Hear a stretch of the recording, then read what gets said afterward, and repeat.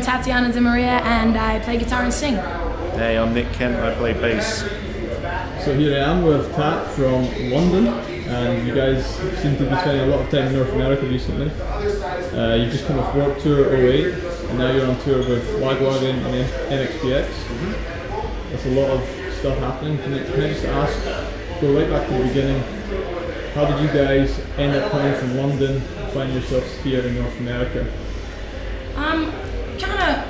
Things just evolved that way really. A couple of years ago we were touring the UK and we put out the single Champagne, Cocaine and Strawberries, and we were in the middle of putting it out and doing things with it, and we really wanted to do the Warped Tour in the US, which obviously we knew, and whoa, look, that's a really cool tour.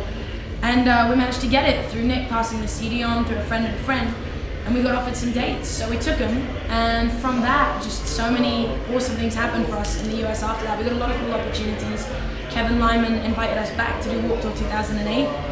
So we knew okay, we're gonna go back to the US, we were getting our album together, and we did a whole load of things the following year with American bands like NoFX, Me First and the Gimme Gimmes, the Bouncing Souls. We just toured Europe with them, and just one thing led to another, and we just followed the tours really. So your current tour in North America ends in October, which kind of seems to coincide with your release of your new album. Can you tell me a bit about that? What's it going to be called and what can we expect to hear from it? It's called Soho Lights. It's released on the 28th of October, and it's basically 4 years in the making. So it's quite diverse.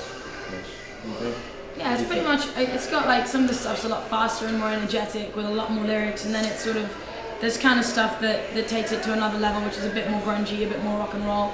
It goes, the way the album started, ages ago, oh my god, 5-6 years ago, it was completely different. And then as we grew and evolved as people and as things changed, the record changed. It's amazing. It's how people say you should write a record and it'll encapsulate this moment in your life.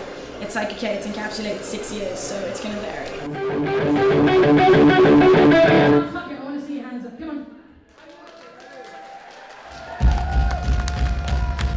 What are you guys striving for in terms of your sound? Just to be like ourselves and have a good time. And I think that's two things that I think people, it's quite easy to lose sight of when people try and be something they're not. But when you stop having fun, then it's just kind of shit. So we just try and have as much fun as we possibly can and enjoy every minute of it.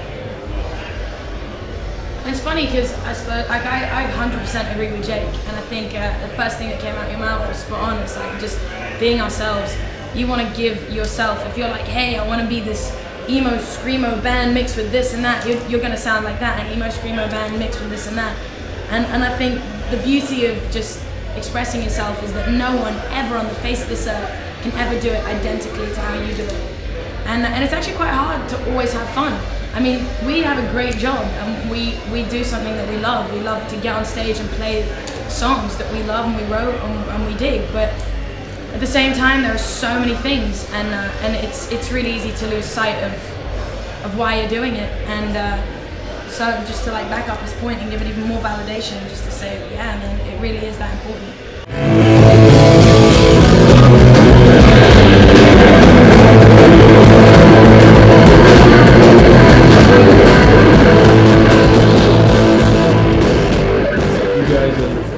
Abroad a lot of time in America and stuff, you're living the dream kind of thing, right? Obviously it's not all easy.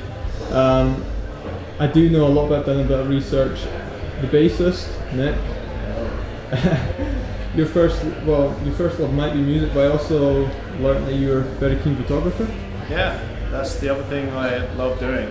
I don't know, I was never good at the writing thing, lyric-wise or English-wise, so I always loved the kind of visual side of things and the kind of audio side of things. I love the music, photography, and artwork kind of thing. So I love taking pictures of bands. That's what I love to do, trying to capture the energy of the show.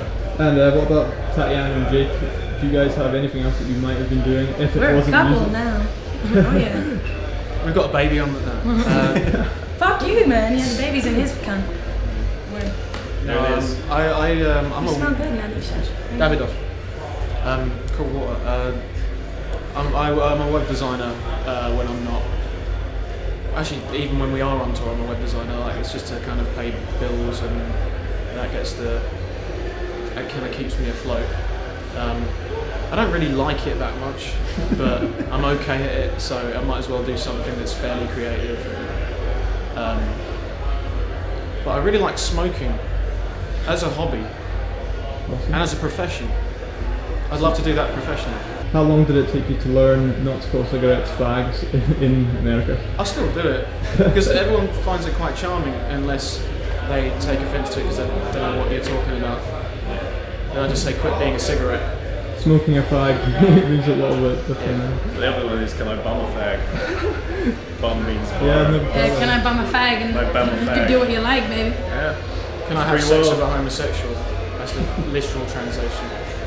So next to photographer, Jake's the web designer. Tatiana, what else? Do you have any other? Wow. Well, I suppose like I spent a long time doing this, and this like engulfed my life and shat all over it in the most beautiful way possible. But basically, it was like no time. But at the same time, I guess because music is like there's been so much to do with music. I find that kind of the easiest thing to do. So anything that we can do on the way. So like when I can, I like producing stuff and just making different kinds of music. And at the same time, well, there's a couple of projects and different things, and some things that have nothing to do with music, but they're kind of silly to talk about. So I'm gonna stay straight in it. So from all this touring you've done so far, what's been has it been one really high point, or has it just all been highs, lows?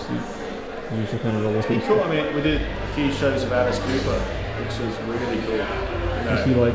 he's awesome. Yeah. All the rumours are true. He's an amazing bloke. He really is. And it was so smooth. I think it's funny because I was like high point. I was like, well, I really enjoyed Warped Tour. I really enjoyed Alice Cooper. And I'm enjoying this. High But point was the week off, right? yeah, well, no. That was no, because we had like some shit to deal with. But I think the high point was the fact that in contrast, Warped Tour was so tough and it was so hot. And then you have Alice Cooper, where it's like their crew are amazing. They're suddenly crew. And we've gone from playing a tiny stage in a parking lot to these arena shows, and that was definitely the contrast. I think made it the high point.